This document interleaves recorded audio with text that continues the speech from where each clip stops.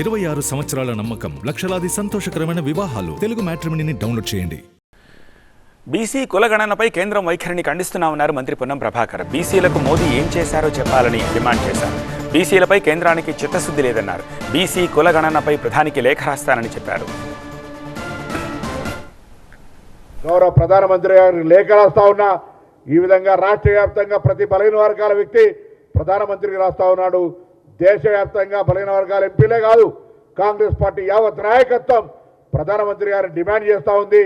మీరు చెప్పిన ప్రకారంగా మీరు నిజంగా బీసీ అయితే, బీసీలకు న్యాయం చేయాలని చిత్తశుద్ధి ఉంటే 12 సంవత్సరాలు చేయని దానికి ప్రాయశ్చిత్తం పడాలంటే ఏప్రిల్ 1, 2025 నాడు ప్రకటించినట్టు ప్రకారంగా దేశవ్యాప్తంగా జరిగేటువంటి కుల గణనలో 40 ప్రశ్నల్లో బీసీల జనాభా ఎంతో తెలుసుకునే ప్రయత్నం ప్రకారంగా ఆ ఆప్షన్ ఉంచండి. లేదా ఇది పూర్తిగా ప్రజలను భ్రమపెట్టడానికి, ప్రజలను మోసం చేయడానికి మాత్రమే అనేటువంటి మాటని సందర్భంగా మనవి చేస్తూ డిమాండ్ చేస్తా ఉన్నా. తెలంగాణ భారతీయ జనతా పార్టీ అధ్యక్షుడు రామచంద్రరావు గారు బేసిక్గా నిజంగా రిజర్వేషన్లకు వ్యతిరేకం. ఇవాళ స్టాండ్ అడుగుతా ఉన్నాం పార్టీ అధ్యక్షుడిగా. ఇవాళ తెలంగాణ ప్రభుత్వం తరఫున అడుగుతా ఉన్నాం, తెలంగాణ కాంగ్రెస్ పార్టీ తరఫున అడుగుతా ఉన్నాం.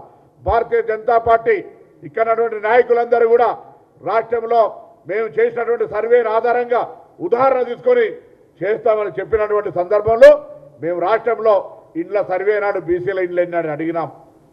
కులాల సర్వే జరిగినాడు వాళ్ళ యొక్క లెక్కలు రావాలని అడిగినాం. ఇవాళ మీరెందుకు ఓబీసీకి సంబంధించిన ఆప్షన్ ఇవ్వలేదో జవాబు చెప్పాలి, స్పందించాలి.